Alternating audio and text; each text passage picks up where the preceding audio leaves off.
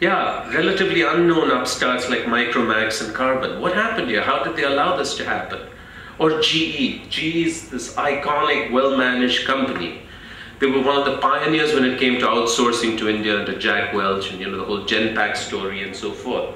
And yet, they have no growth at all in India for the last decade. So what's going on? So these were the things that interested me, and I set out to go visit these companies and find out what's going on and write about it. And that's what this book is about. And today I thought with the theme of globalized economy, etc., some of what I'm going to talk about the book might be of interest here. The most interesting pattern I found was something I call the midway trap, which is most companies enter India, they have a few good years, and then growth hits a wall.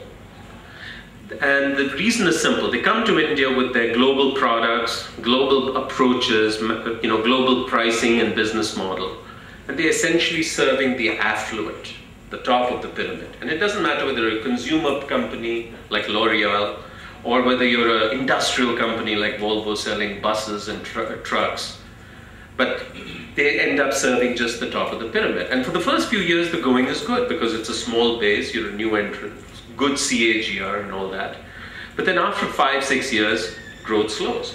And that's because the affluent is actually a small segment, and also everybody's aiming at the same top of the pyramid, and so it becomes highly competitive. And so after that initial period, most companies find that growing much faster than the industry average is quite difficult. If the industry is growing 12%, with great effort they'll grow 11, 12, 13%. Okay? This is the midway trap. And at that point, one of two things happens in companies. Either they decide, the Indian market is just too tough. Okay? We overestimated how big this is. We shouldn't have listened to those speeches at Davos. Or, the regulatory environment in India is not yet very good. So we're glad we're there, but let's focus now on Brazil or Indonesia or Africa. And one day when India growth comes back, we'll jump in. Other companies diagnose the problem differently. They say, well, this must be a leadership or execution problem. Because we look around and some other companies are growing faster than us. So it's clear it's our team that's the issue. And they start changing leadership. And you get into this revolving door of leaders, which only makes the whole thing worse because you destabilize the company. In either case, in 9 out of 10 companies, what happens is you enter a period of drift, if not chaos.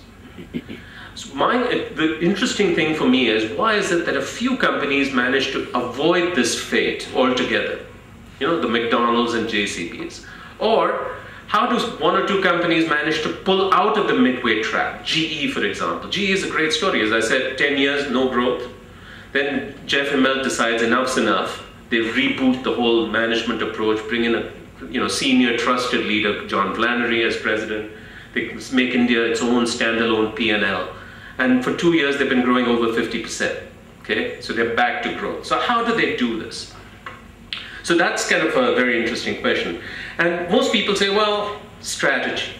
In fact, McKinsey has a fantastically well-written paper which is on their website. It's called Winning in India. And it lays out really clearly the 7 success principles for what it takes to pull out of the midway trap to succeed in India. And it's things that I think you would recognize immediately. If you want to succeed in India, create localized management and empower them. If you want to succeed in India, build products for the local market, okay? If you must invest in an aspirational brand and building deep distribution that goes beyond the 16 large cities of the country. You have to create local manufacturing, low-cost capability, local supply chain, and so on. And they're exactly right. But the question that bothered me in reading that was, if it's so simple and it's so obvious, and it's there on their website, and their consultants will come and tell you how to do this. Why is it that so many companies are stuck and struggling? What's wrong? And so in the course of my conversations, that was the heart of what I was trying to establish. And it turns out it's not about strategy. Strategy is actually trivially obvious. The issue is the usual things. It's about leadership commitment. It's what is the quality of the on-the-ground leadership. How well is the company doing when it comes to developing talent and building capabilities that it needs for growth? These are the things that are more profoundly important. And in fact, if I had to pick just three things, three levers to pull, it would be global CEO commitment, it would be the quality of the local country manager, and number three, how's the company dealing with talent? That's what I thought I'll talk about today. Now, without CEO commitment, no company is going to get its act together or in India or China, for one very simple reason. To win in India and China, you have to do things very differently, profoundly differently from how you operate in any other part of the world. And most large companies hate doing things differently for one geography, okay? And they hate change, okay? The resistance to change is enormous. So just imagine, you're the India head and you go to headquarters and you say, listen, we need to build an R&D center and build products for India, okay? And my local team and I, we decide what's the product plan for India. Well, there's not going to be a whole lot of excitement. Or you say, listen, I get to decide how many people we hire, and even though you've got a global freeze in your healthcare business, we're going to hire 200 people, okay? They declare that they've had a bad year, so no bonuses this year. Your team has grown 50%. You say, tough luck, I'm going to give out bonuses anyway. It doesn't work, okay? So if you're going to succeed in India, you need the ability to do things very differently, and that is impossible unless the CEO is behind you. So you look at any of the handful of companies, 25, 30 companies that are doing spectacularly well in India.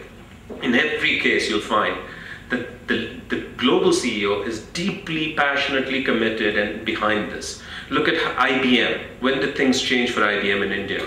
When Sam Palmisano decided we better get our act together in India, not just from a delivery perspective, but also from a market perspective. The landmark, the famous IBM Airtel deal, and so on and so forth. You look at what happened at Cummins. I was there as the country head at that time. It was because Tim Solzer, the chairman, decided we are going to become dominant in India. Okay, you look at why GE is pulling out of its 10-year, hiatus, if you will. It's because Jeff Immelt is driving this personally. So without CEO commitment, it is impossible to win in India or China. And one of the most important things that a CEO does is recalibrates aspirations. What does success in India look like? In many of your companies, 9 out of 10, if you say, what is success? They'll say, well, we've got the second largest number of employees in India. They're doing IT, they're doing engineering, BPO. Oh, okay, fine, that's good. But what are you doing from a market perspective? Oh, well, we're doing fine. We're growing double digits. Okay, double-digit growth in India means nothing. If the industry is growing 12%, look, chances are you're going to grow 12%. But if you look around at the industry, some people are growing 50, 60%. You're actually losing share. So in these companies where the CEO is committed, they tend to have a very different definition of what success is. Number one, they look at what percentage of the new growth over the next 5 years or 10 years comes from India. And in these companies, they expect China to deliver, a third or half of the new growth over the next decade. India should be delivering 20% of the new growth. So if the company is going to add 10 billion in revenues over the next 5 years, 2 billion of that needs to come from India. If you don't do that, India will forever remain irrelevant. Why? In most companies today, and if you look at your own, the market revenues are 1 or 2% of the global revenues. Okay? And if you're growing on, at double digits, you come back in 5 years, it's still 1 or 2%. Nothing's changed. India continues to remain full of potential, never becomes part of the mainstream. So that's why success metric number 1 is what percentage of the growth is coming from India. The second thing is, India is already the 5th largest economy in the world, right? And hopefully, if things don't go completely off track, it will be the 3rd largest country in the world in economic terms in the next few decades. So in these companies, they say, listen, we better be a leader in what is going to be the world's 3rd largest economy. It's not okay to be number 10 and so forth. We better be number 1, 2, or 3. There are a couple of reasons for this. Industries consolidate really fast. Okay, so if you look at the truck market in India, okay, commercial vehicles, 3 people account for 95% of the total business, and that's Tata, Leyland, and Eicher Volvo. Okay, you look at passenger cars. 3 people account for 85% of the total volume. That's Maruti, Hyundai, and Tata. So if you're Renault or Fiat and you come in 10 years late, you're going to be stuck with 2%, 3%, something completely trivial. And the consequence of that is huge. What it means is local competitors from India and China, they're not going to stay local forever. They're going to challenge you in your home markets. Number two, you allow your traditional global competitors to build even more scale using the volumes of India and China. So you can't afford that. So you better be number 1, 2, or 3 in what is going to be the world's third largest economy. So that's how they think about it. So CEO commitment is just huge. The second massive thing that makes a difference is the country manager. Who is the person running your business in India? And what is your country manager model?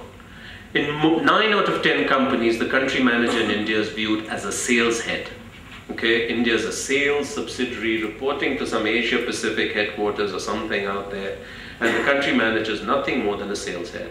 And almost all decisions are made outside India. You want to hire 3 people, the decision is made outside India. You want to hire a director level person, it's made back in headquarters. You want to spend $200,000 or 1 crore on a marketing campaign, decisions taken outside India. That's not the way to success. If you wish to succeed in India, and again, it was clear across all the spectacularly successful companies, they view India as a real geographic P&L. Okay, it's an end-to-end business with a real P&L, and you've got a real general manager who's accountable for this. Now, if that's the case, you better have somebody you trust. And so in most of these cases, they send somebody who has already established their credentials and credibility in the company, is well trusted. He or she is a person who's able to go into headquarters, walk into the CEO's office or a president's office without an appointment, and say, hey, do you have a minute? Can I talk to you about what's happening in India? And sell them the idea. If you don't have that credibility, it's really hard, okay? However, and you see this model actually, you look at Nestle. Nestle in India is run by a guy called Helio. And Helio used to be the global head of R&D, okay? GE, Flannery used to be a big guy in GE Capital.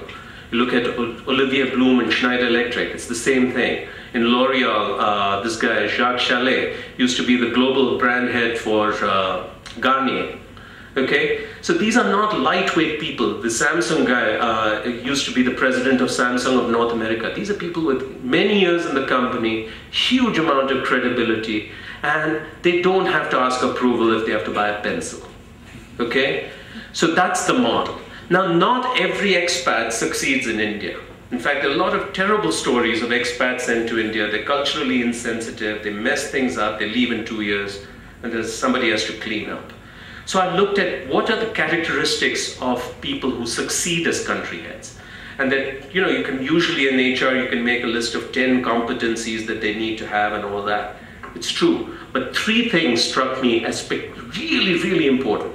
The first and foremost is great country managers and CEOs are those who have an extraordinary inner drive to create something bigger than themselves. They're not just there for the business, the job.